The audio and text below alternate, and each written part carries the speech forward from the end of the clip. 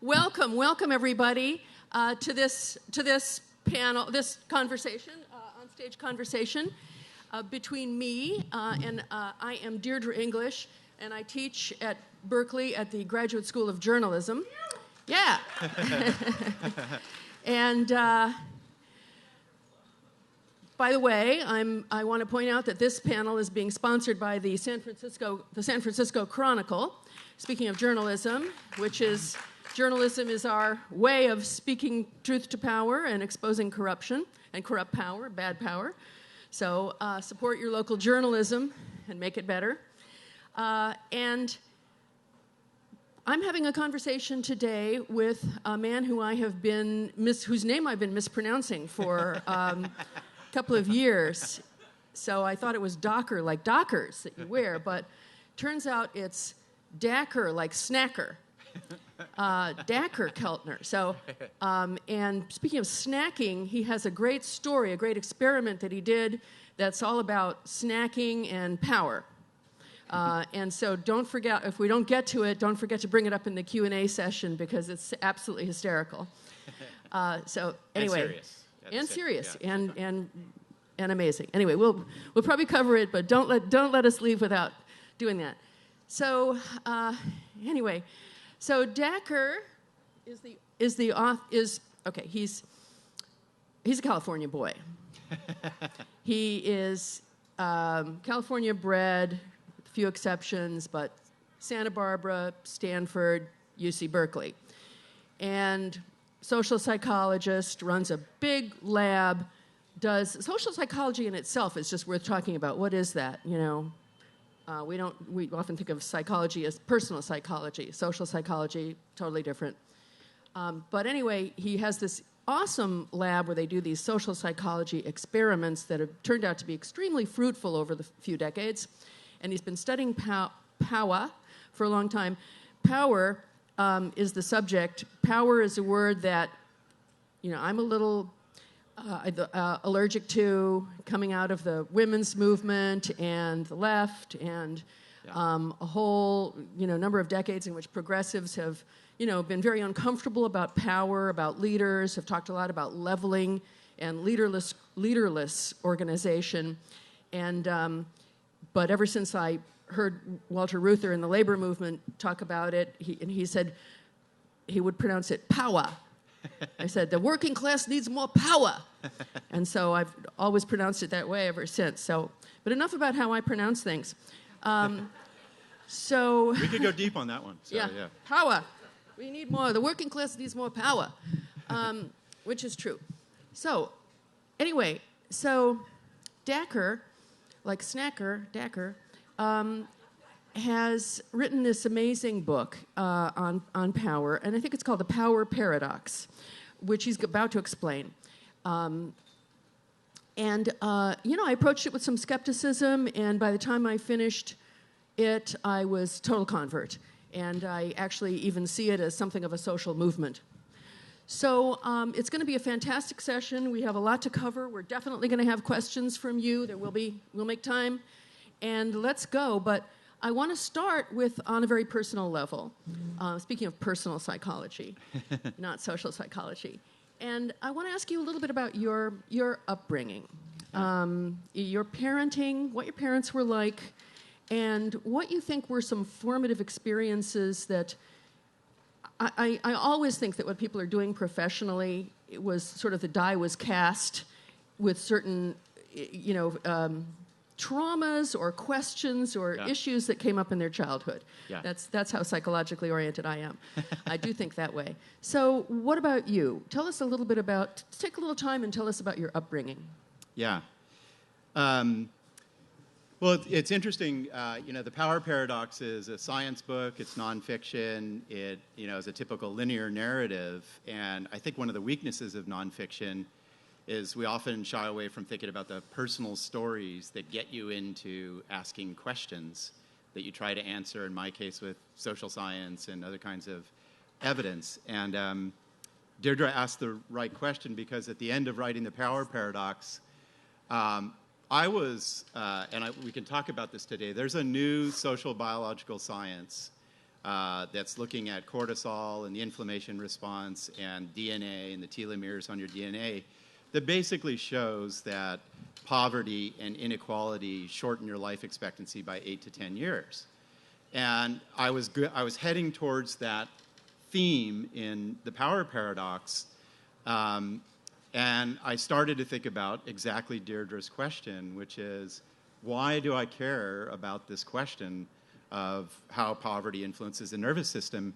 And it relates to my family and my parents, and a very radical experiment that my parents engaged our little nuclear family in, which is the following, which is my mom was like you. She's a literature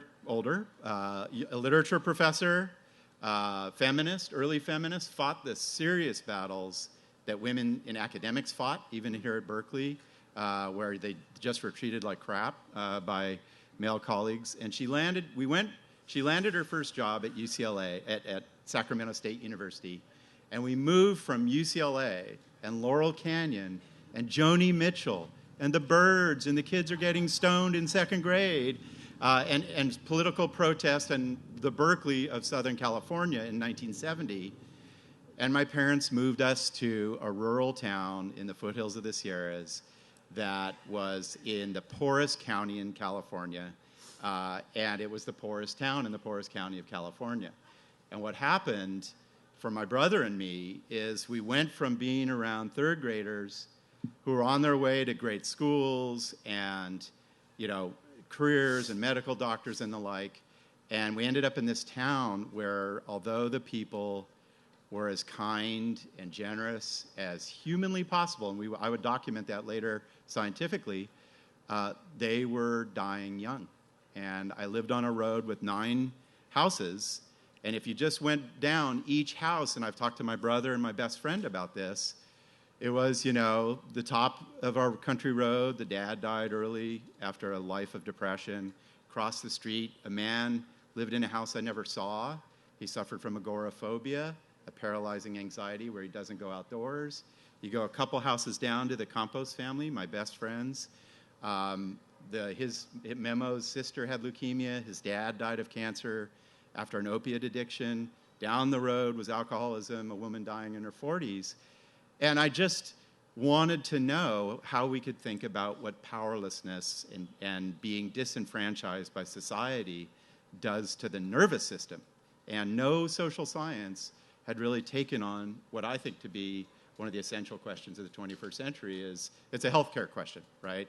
Which is poverty is shortening lives, and how do we understand that? So my parents gave me this really radical sense of experimentation.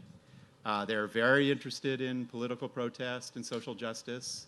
I remember in third grade coming home, and one of the defining moments in the late 60s was the U.S. sprinters at the 1968 Olympics, where they raised the Black Power. And my dad, the very next day, had this big banner of the Black Fist, and I was proud of that. And then we ended up moving to the Appalachia of California, and my brother and I had to make sense of how our political ideology and instincts make sense of this world.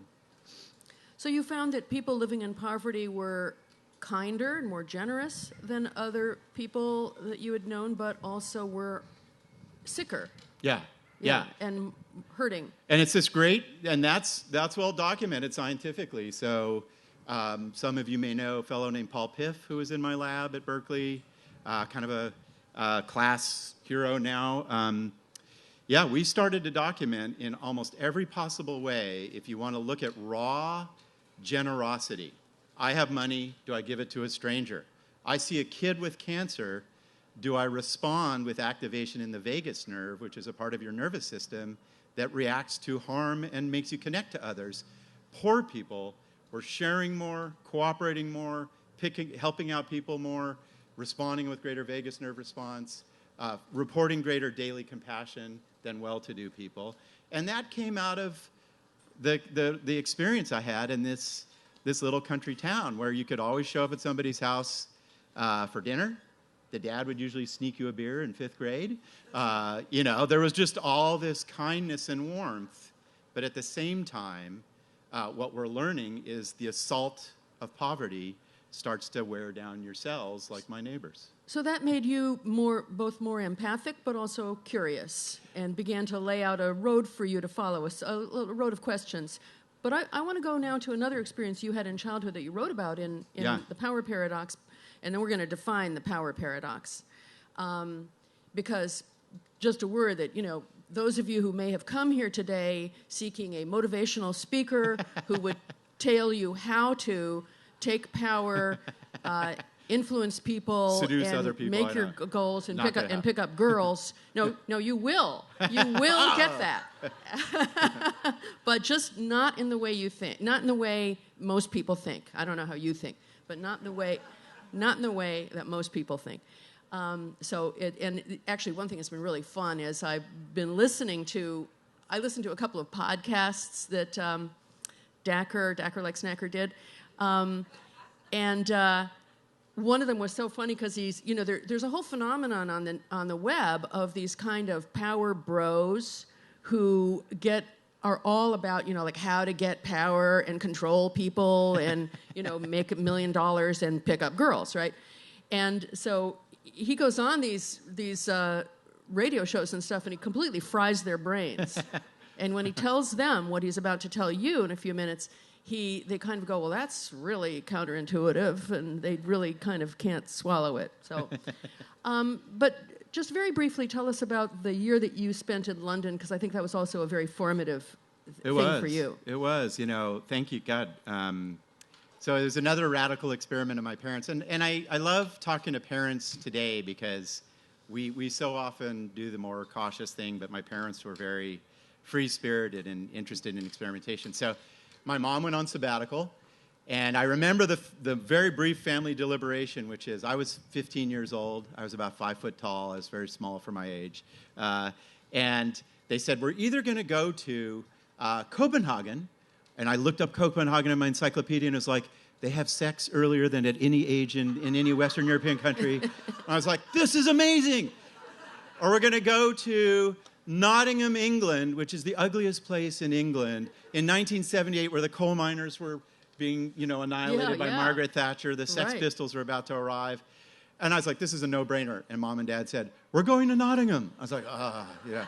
So we go to England, and in 1978, there are two things that really happen. And this is really, the first thing is English people have a very sophisticated language of social class, right? They think about it, they detect it in accents, they dress accordingly, they know the bases of social class. It's a very rich part of their social knowledge. And in the United States, the social scientific studies show, until Bernie Sanders, we were pretty blind to social class, with exceptions like Berkeley, California, and all you Marxists out there. So I was suddenly part of this class rhetoric, and it just came at me full on.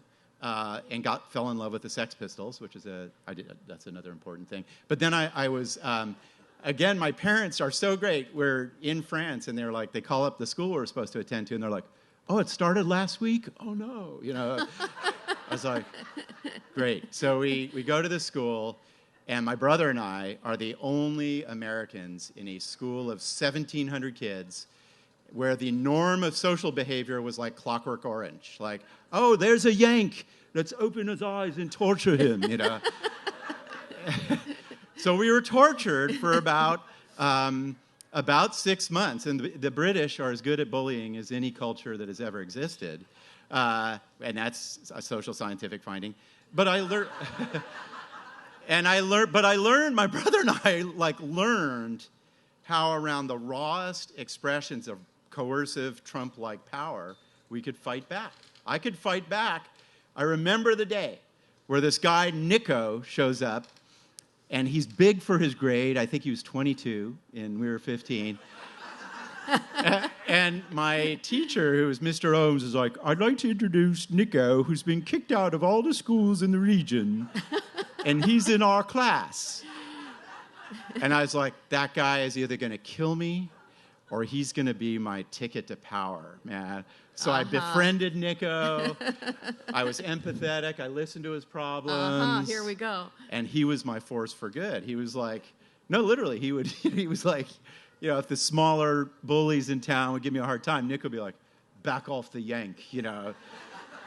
So I started to learn, like, power is not just raw force, it's social networks. And the class dialogue for a youngster in Europe is so eye-opening for a young American. Yeah, just the maldistribution of power. Yeah, of power. absolutely. Okay, so let's not keep them in suspense any longer. Okay. What is the power paradox? Yeah. So I had spent 20 years studying power. So first of all, I think about power not as wealth, and I'm happy to talk about that in Q&A, and there are empirical and conceptual answers to that claim. Not as military might or force, but as your ability to influence others around you and alter the states of other people. And so my research had been doing, and a lot of social scientists around the world were looking at, first question, how do you get power? If you're a kid and you go to 7th grade, if you're a high school student and you want to date other people, if you join the military, who rises in the ranks? If you are in a finance firm, who gains power? And what the literature was converging on is something that Hannah Arendt, who is, I think, the greatest writer on power, period. And Hannah Arendt said, your power is really distributed in the social network that you're connected to. She was writing this in 1951. That's a prescient claim. So what that means is you get power by stirring social networks. And the minute your social network disconnects from you, as we're learning with Trump's connections to the international world, you lose power. And so what we were finding in every situation we studied is you rise in power by advancing the good of other people. And I think that's a law-like principle of power that dates back to hunter-gatherer societies. But here comes the paradox, which is once I feel powerful, as I was studying the effects of power, and I'll tell you one study, my favorite study of power that we did, Paul Piff did it really. At the same time I was studying power, I was studying people who suffer damage to their frontal lobes. They'll fall off a roof, the brain will jostle around in the fluid, and the bones behind your eye sockets carve up your frontal lobes.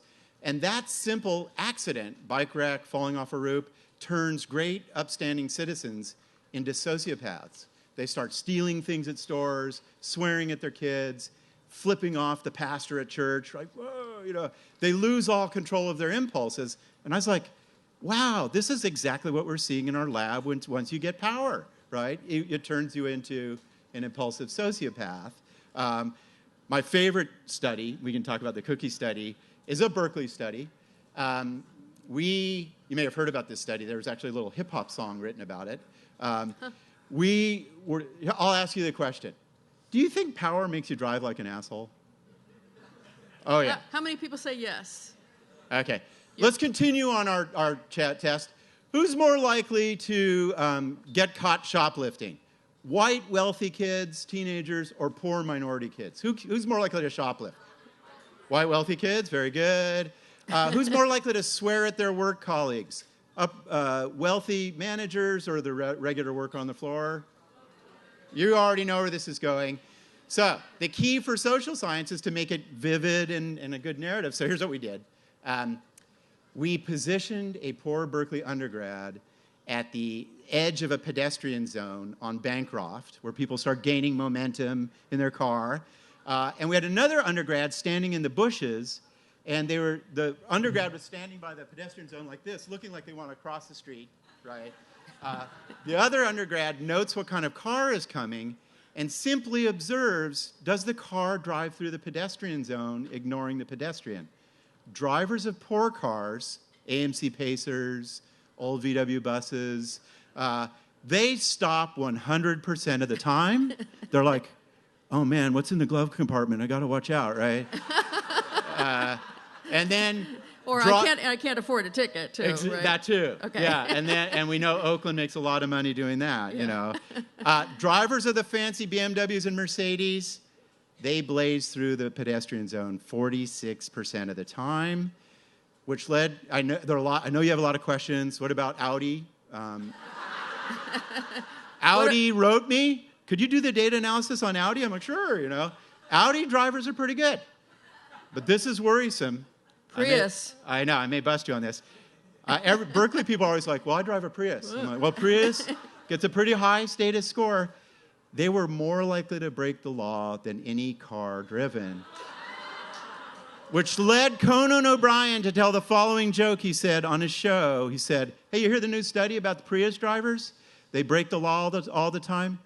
It's hard to drive like a good human being when you're patting yourself on the back.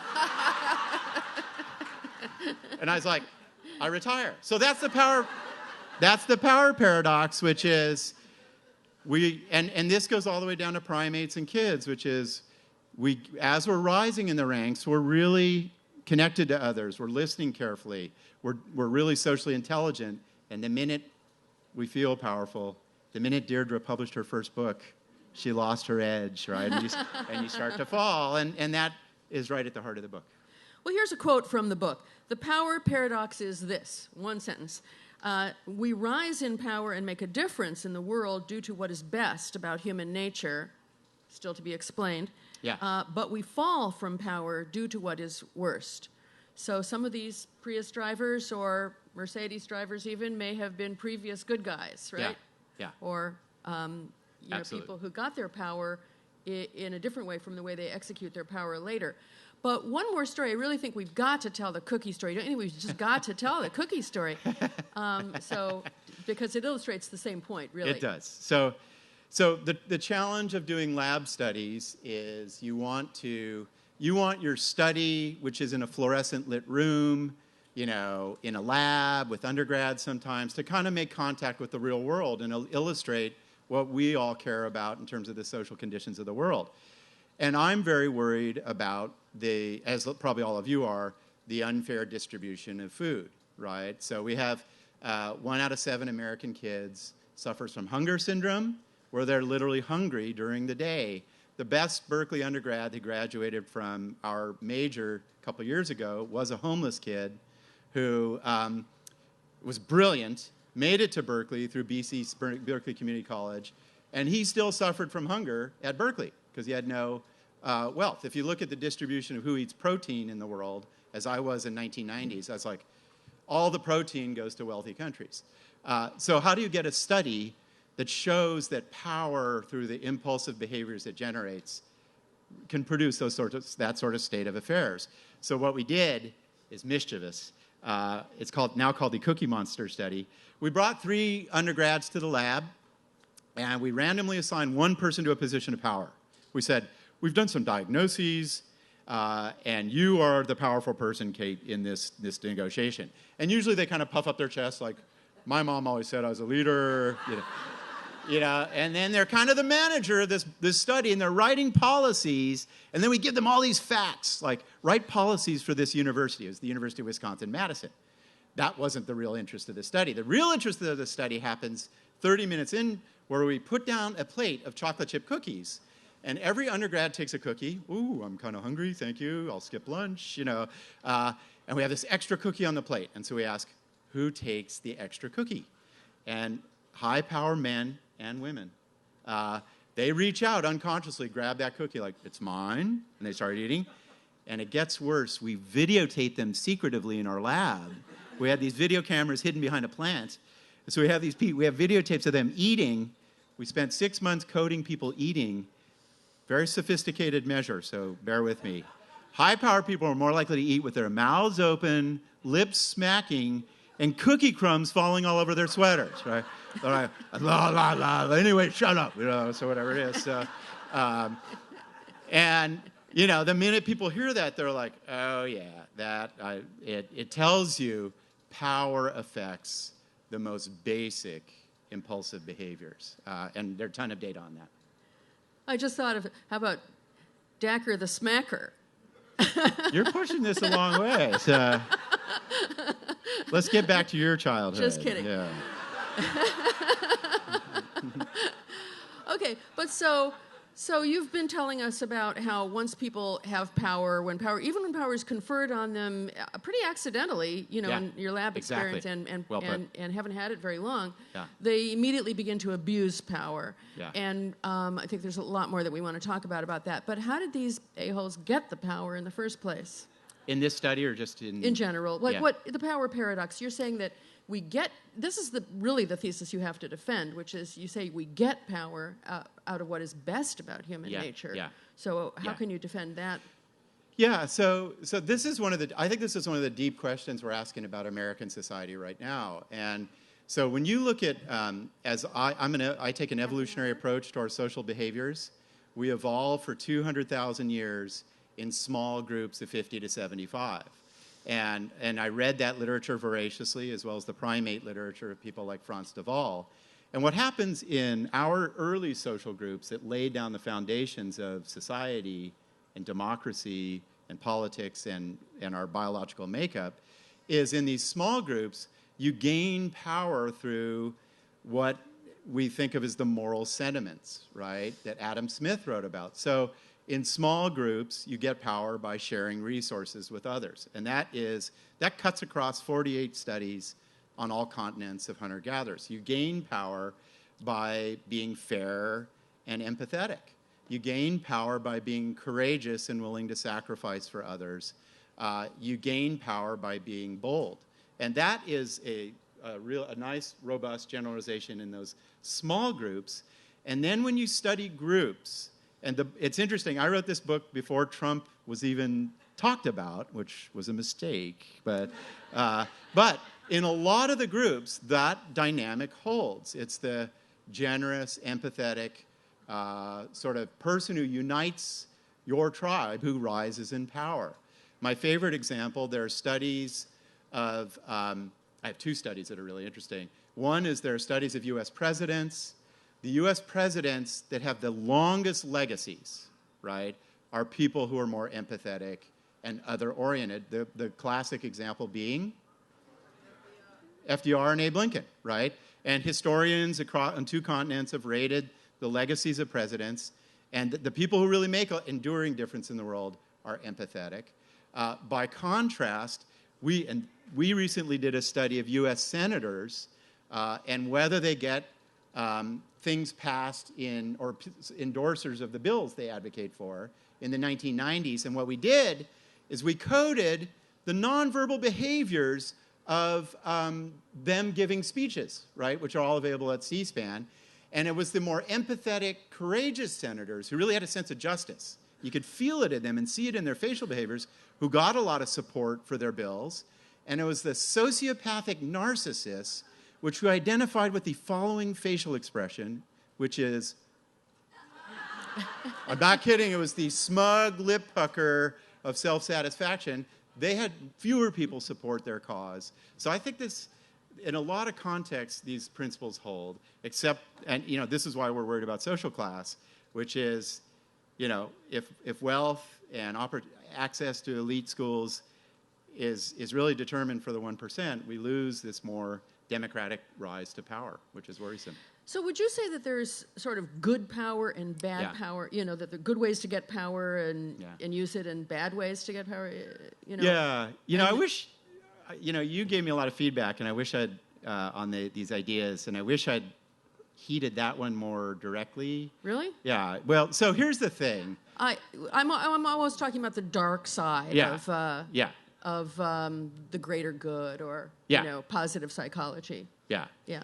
So here's what's really, here's what's interesting, and a lot of people have been grappling with this, which is there's one form of power that feminists and other kinds of social scientific scholars have called more collaborative, horizontal power, and that is rising in most contexts today, right? If you go, work today is more collaborative and horizontal than top-down, title-based, and that's pretty well documented. So there's that kind of more collaborative, cooperative model, and there is a more coercive, Machiavellian, exploitative, violent model of power. When I wrote The Power Paradox, there were a lot of reasons to be really optimistic that had faded away, right? Which is who's rising in the workplace, the changing nature of work, the rise of democracies in a lot of places that a lot of political scientists were documenting. And we have headed into, with the exception of mass incarceration, which is a major, which we'll hear about next, which is a major counterpoint to the hope for collaborative power. So yeah, I think we have to. Had I written the book today, it would have been a story about there are two ancient models of power that fluctuate historically and in different social contexts and institutions, and we've seen this rise of terror-based coercive power bumping up against collaborative power, and it's a continual authoritarian terror-based power and authoritarian-based power when there's fear and scarcity. Yeah. When people are panicked, do they look for strong male leaders? They do, and it's so ironic. We're just starting now to look at this. The profile, the people who love terror, coercive-based power, ironically, in the United States, are poor, white, disenfranchised people in pain. And so it's the perfect opportunity for exploitation, which is you get a leader who has the bluster of that type of power, but may not really deliver. Yeah. So let's come back. I said at the beginning of this that I think that the progressive movements, have been a little allergic to power. I agree. That there's been the feeling that power is Machiavellian. That's something you write about in your book. Coercive, male, top-down, domineering, and good people should avoid having power. Yeah. But really, your book is a very strong argument for a pro-social, cooperative type of power, and it's an argument, I think, that we shouldn't be afraid of power. I agree. So I promised that, if you came here to learn how to be more powerful, you would come away with something that you wouldn't ordinarily come away from if you talk to a power bro, at least. So let's actually go to that. What is a good way for a good person to acquire power? Yeah, and people are working hard on this. So, to Deirdre's point, and it's so great to see such a good turnout. We in certain sectors of society are leery of the idea of power. But when you look at power through this lens of who's advancing the greater good of the greatest number of people, and you think of power as rooted in that, like a lot of scholars and practitioners do, you suddenly look at power much differently, right? So in the book, The Power Paradox, I look at history and find these great examples of people who do things that really changed the world, absent capital and military support and the like, that really lend very compelling credence to this idea that you get power through advancing the greater good. One of my favorites, what's the most important invention outside of the computer, and maybe the atomic bomb, but I think it's an open question. What's the most important invention in the 20th century that changed people's lives? Flush toilets, cell phone. What's that? Vaccines? Okay, I shouldn't have asked a smart crowd. Well, how about the birth control pill? Right? Who said that? There we go. You get a free copy of my book. So, no. The birth control pill was put together by a crazy Margaret Sanger, this crazy scientist who was disbarred. It was very improbable. Before the birth control pill, American women had about 6 children in their average life expectancy.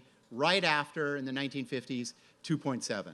Radically changed social structures, and it was advancing the greater good. So scientists have taken up your question, like, what do you do?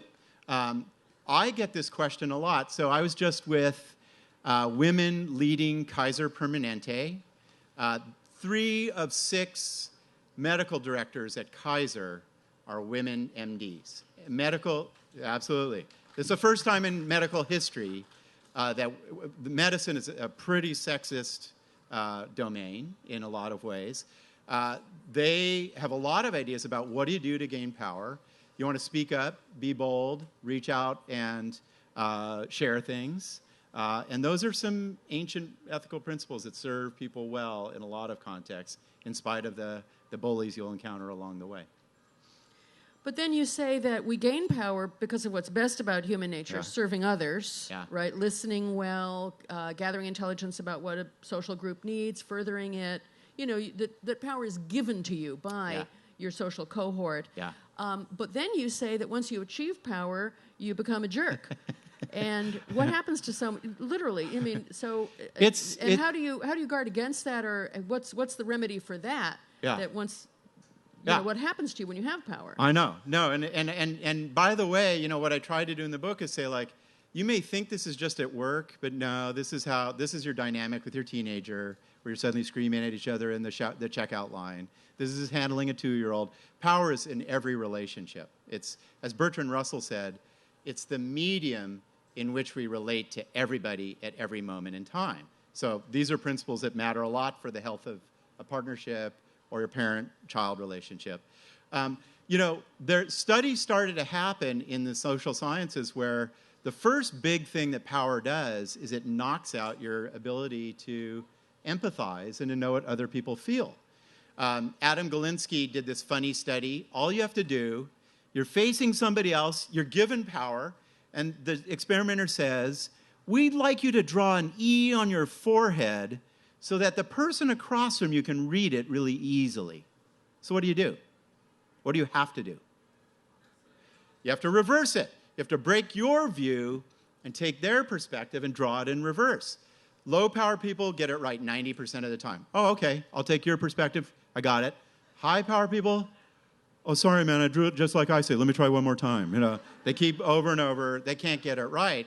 Sukhvinder Obdi heard about this study. He's a neuroscientist up in Canada, and he basically has these empathy tasks that measure when we empathize with other people, big parts of your frontal lobes are activated. And then you think, I know what Deirdre's thinking, I hear her speech, I'm watching her facial expression. When you have power, those parts of the brain are absolutely deactivated and silent, right? And the midbrain is humming along like, wow, is this person going to give me some food? Or how can I get some money out of this guy? Or whatever it is. So a lot of compelling demonstration. So since we all have power, we all obtain power from others, whether it's in the family, the classroom, how do we avoid that? How do we stop from becoming a jerk? Yeah, I mean, I think that, you know, a lot of people... you know, I think we have been working for a long time in the different cultural traditions to think about how do we rein in the abuses of power, right? Social organizations often have principles built in that make sure the leaders don't act like our leaders today. But personally, I think what you can do is, I love this quote about Abraham Lincoln by Thurlow Weed, a journalist who studied Lincoln for a long time, and he said, he sees all who go to see him, he hears all they have to say, and he reads whatever is written to him, right? So it really is dignifying other people and making sure you practice empathy, which is a good start. And then there are a lot of other things to do as well. My lab's very interested in the humbling power of awe and nature. And I was just talking to an Olympic coach in Norway about the idea how getting their athletes out in nature kind of humbles them and makes them better athletes. So there are a lot of practices to avoid the abuses of power. Well, and many of them are detailed in this book. This book is actually quite programmatic, I would say. There are many sort of like things are broken down into 10 principles of this and 5 things you can do. And it's really written, you know, it's got a lot of great footnotes about the science and the experiments that you can follow, but it's written in an extremely quick and easy power read. So I can't recommend it too highly. The Power Paradox: How We Gain and Lose Influence, and how to get power in a positive, pro-social way, and then how to prevent yourself from turning into a jerk once you have it. So I have a lot of questions, but I know that you probably do too. And so let's turn it over to some questions. And one thing I try to do, if I can, in groups is I try to do, like, you know, go for, like, first a man, then a woman, then a man, then a woman, you know. I try to do that. So if it's available. So who has a question? Okay, first person. Hi, my name's Carlos. Thanks for the talk. So I couldn't help but think of Robert Caro's work, Power Broker, LBJ, and he talks about how power doesn't always corrupt, but it reveals. And I'm curious what you think about that. And additionally, before someone gets power, are there sort of traits that we can see that would sort of tell us whether they're more susceptible to being corrupted? What a sophisticated question. And I hope you, Robert Caro, the brilliant analysis of Lyndon Johnson. One of the really interesting things about Lyndon Johnson, unlike a lot of our politicians today, he did manual labor and had a lot of suffering early in life, I think, which grounded his thinking about his agenda.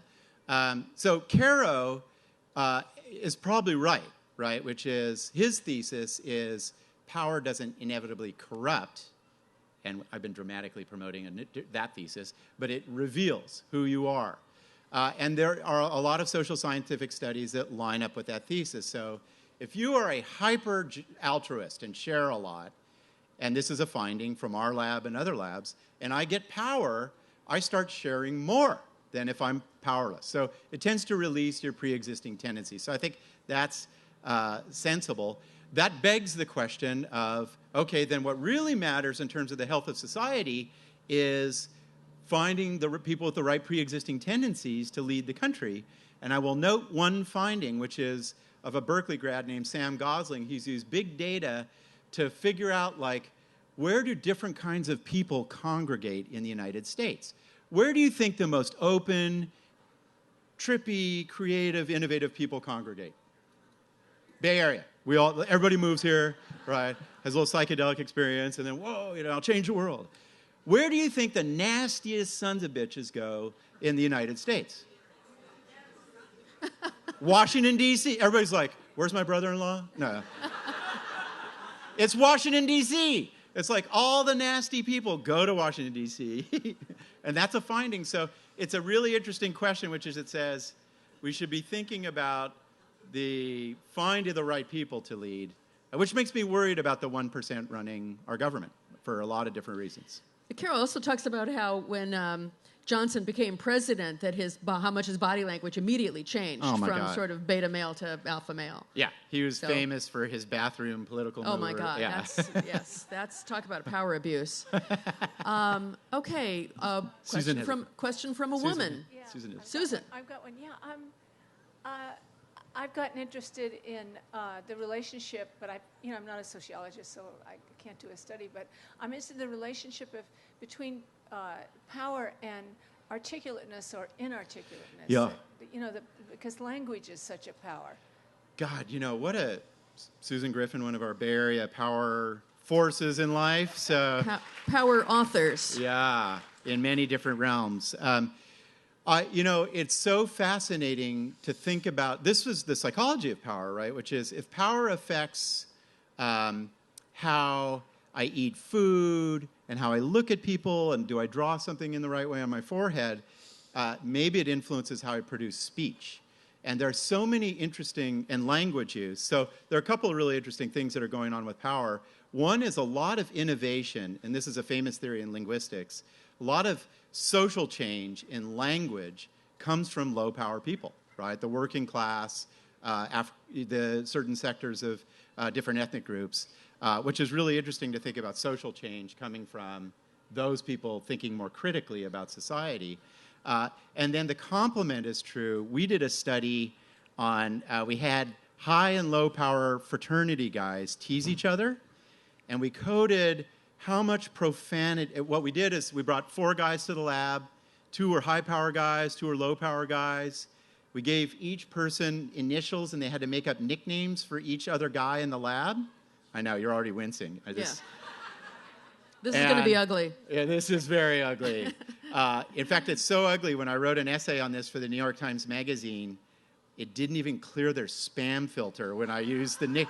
So high-power guys would say things, I can't even say them here in this audience, they became very profane. So there's some data suggesting low-power people are more sophisticated practitioners of language, and that power degrades the use of language, which is interesting to think about writing and creative careers.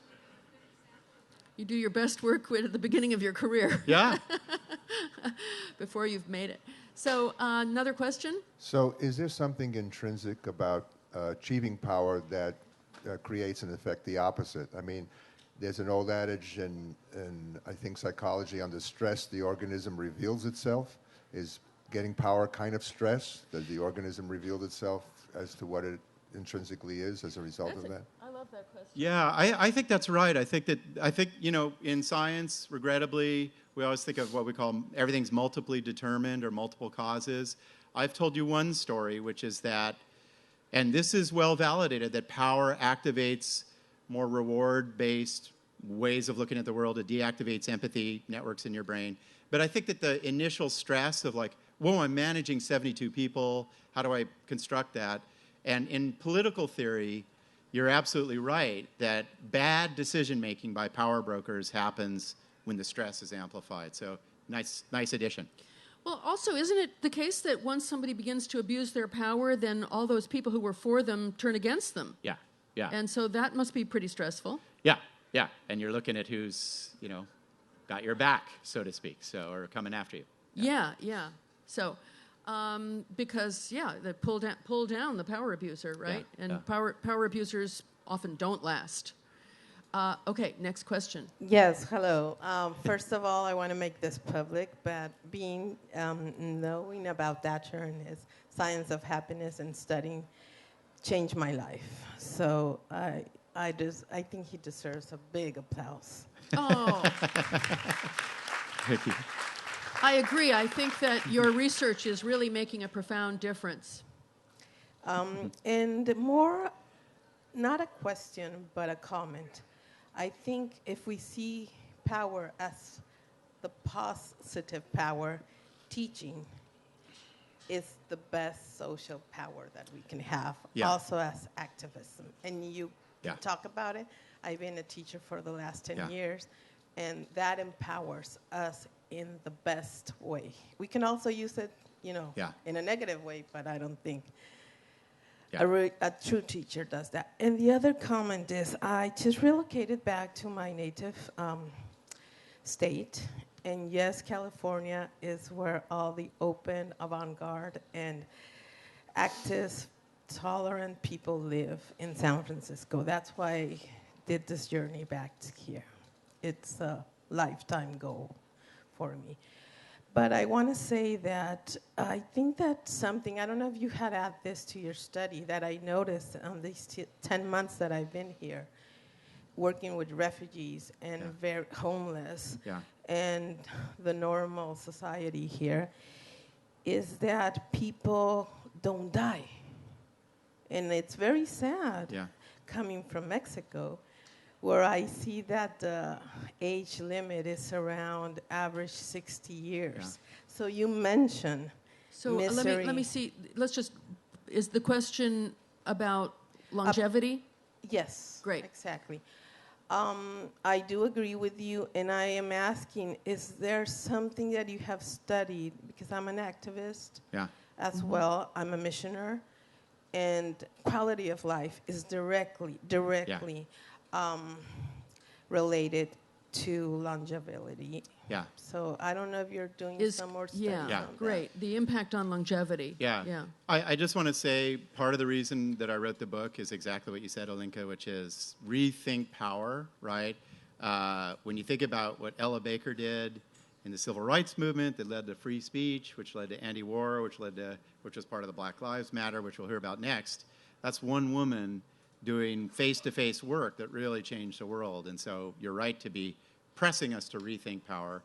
The last chapter is about how the assault on the poor through poor food, food deserts, criminal justice, bias sentencing, lead in walls, helicopters disrupting sleep in poor neighborhoods, basically just shortens life by 8 to 10 years. It's as big a risk factor health-wise as smoking, eating red meat, and drinking hard alcohol, right? And social bonds as part of that.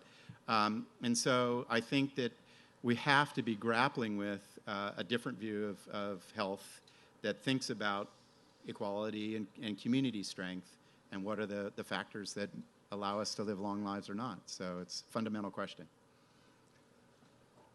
What is the necessary ingredient to have white people give up white supremacy, voluntarily, happily renounce their notion of supremacy over people of color, men over women? That's a great question. Yeah. How can you get people to give up power? How do you get people to give up illegitimate power? White supremacy, yeah. So I'm persuaded by, I'll give you a few answers, right? We know the white supremacy, we live in a very racially segregated rural country, and like Rudy Mendoza-Den at UC Berkeley is working on, the more we have contact with each other, even white supremacists, you see the diminishment of metrics of prejudice.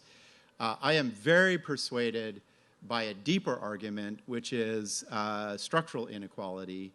Anywhere you go, there's a whole, and I talk about this in the book, it's an amazing science that a lot of people don't know about, which is that in any context in the world where there's more economic inequality, you see the rise of hate crimes and racism and food problems and health problems, all the way down to gum disease.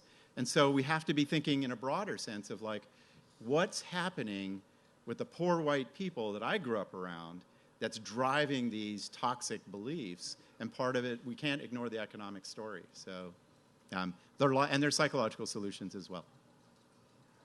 One more question? Okay. Hi, I'm April. I'm the one that answered birth control. We won't ask the experiences that led you to that intuition. No, just a lot of thinking. But my question is, I've run into at least 2 people who don't like the idea of the greater good, and I have no response. Yeah. So I thought you might have something insightful. Yeah. Response for that. Well, here's the response, which is, I think so the greater good is an idea that came out of utilitarian philosophy in the 18th century. Jeremy Bentham, later John Stuart Mill, who wrote On Liberty. Out of the greater good, 17th, 18th century, comes ideas about pro-gay rights, which is really interesting. Let's think about principles that lift everybody's welfare, is the core idea of the greater good. But the greater good can have costs. Stalinism is a classic example of, he was obsessed with the greater good, and anybody who had self-expression or freedom or autonomy was killed, right? So you want to balance the greater good with freedom and autonomy, and healthy societies have balances of principles. So that would be how I would counter that objection. And then I would put them into solitary confinement and say, here's your solitude. Well, once again, I would say that there's a positive, progressive interpretation of the greater good and how to pursue it. Right. And there is a fascistic interpretation of it. Yeah, well put. In which, those who are in the way of the greater good for the majority should be sacrificed to the greater good. Yeah. And we've had plenty of experience with that. Yeah. Dacher Keltner is all about the former and about a fighting stance as well, I think, empowering progressives to learn about cooperative, pro-social, positive power, how to seize it, how not to become a jerk in the process, how to share it, and how to maintain it. And he is the founder of the Greater Good Center, and you can go there and you can find all kinds of information about how to empower yourself. But most of all, I would recommend reading his new book. So thank you so much for being here. It's been great to see you all. Thank you. Thank you, Dacher. Thank you, Deirdre.